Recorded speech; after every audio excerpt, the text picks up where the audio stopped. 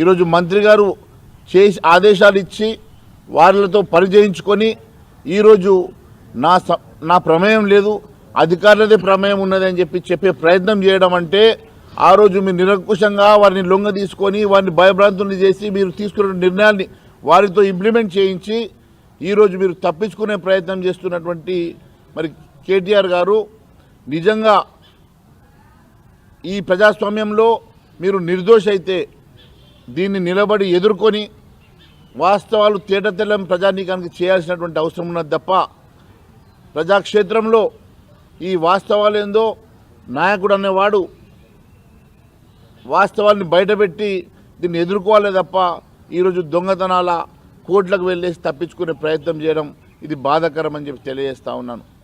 మరి గత ప్రభుత్వంలో జరిగినటువంటి అనేకమైనటువంటి అక్రమాలు, గత ప్రభుత్వంలో జరిగినటువంటి అనేకమైనటువంటి కుంభకోణాలు అవన్నీ కూడా వెలికి తీస్తానని చెప్పినటువంటి రేవంత్ రెడ్డి గారు లక్షల కోట్ల రూపాయలు కక్కిస్తా, లక్షల కోట్ల రూపాయలతోటి మరి సంక్షేమ కార్యక్రమాలు చేపడతానని చెప్పి ఆ రోజు మీరు కాదు రాహుల్ గాంధీ గారితో మీరు పలికించినటువంటి పలుకులు ఇంకా ప్రజలు మర్చిపోలేదు.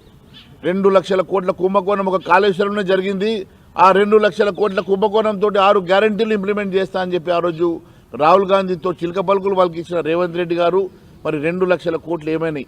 ఆ కుంభకోణం సంగతి ఎందుకు మాట్లాడతలేరు? అదే కాకుండా ధరణిలో జరిగినటువంటి లక్షల కోట్ల కుంభకోణం గురించి మాట్లాడారు. మరి ఆ లక్షల కోట్ల రూపాయల కుంభకోణం సంగతి ఏమైంది? మరి లక్షలాది కోట్ల రూపాయల కుంభకోణం జరిగిందని ఒకవైపు చెప్తున్నటువంటి రేవంత్ రెడ్డి గారు మరి ఇప్పటి వరకు మరి మొన్నటికి మొన్న 1000 సంవత్సరాలు జైల్లో పెట్టినా సరిపోనన్ని శిక్ష పడుతుందని చెప్పేసినటువంటి రేవంత్ రెడ్డి గారు మరి 1000 సంవత్సరాలకు శిక్ష పడేటువంటి నేరం ఏం చేశారో ఇప్పటి వరకు మీరు బయట పెట్టలేదు.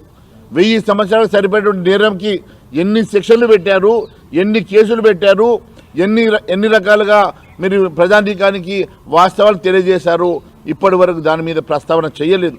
కేవలం సినిమా డైలాగులు కొడతా ఉన్నారు. మీరు మరి తిట్టినట్టు చేస్తే ఆయన ఏడ్చినట్టు చేస్తూ ఉన్నారు.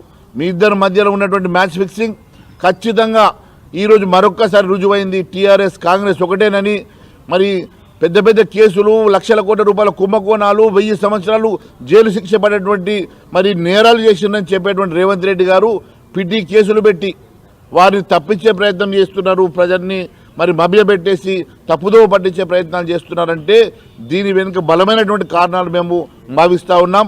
వారిని మరి ఆ పెద్ద కేసుల నుంచి తప్పించడానికే మీరు తప్పుదోవ పట్టించేటువంటి కార్యక్రమాలు చేస్తున్నట్టుగా మేము భావిస్తూ ఉన్నాం. ఖచ్చితంగా అవన్నీ కూడా వాస్తవాలు మరి ప్రజాక్షేత్రంలోకి రావాలి, ప్రజానీకానికి తెలియజేయాల్సిన అవసరం ఉన్నది. వాస్తవాలు ఏందో 1000 సంవత్సరాలు జైలు శిక్ష పడేటువంటి నేరాలు మరి వీళ్ళు ఏం చేశారో అవన్నీ కూడా బయటకు రావాలా. అవన్నీ కూడా బయట మీరు వాస్తవంగా మరి వాటికి తగ్గటువంటి సెక్షన్లతోటి మీరు కేసులు ఫైల్ చేసిన అవసరం ఉన్నది. ఖచ్చితంగా ఇలాంటి మరి చిన్న పిటి కేసులతోటి వారిని తప్పించే ప్రయత్నం చేయడం మరి ప్రజలు గమనిస్తున్న సంగతి మరొకసారి తెలియజేస్తాను. Thank you.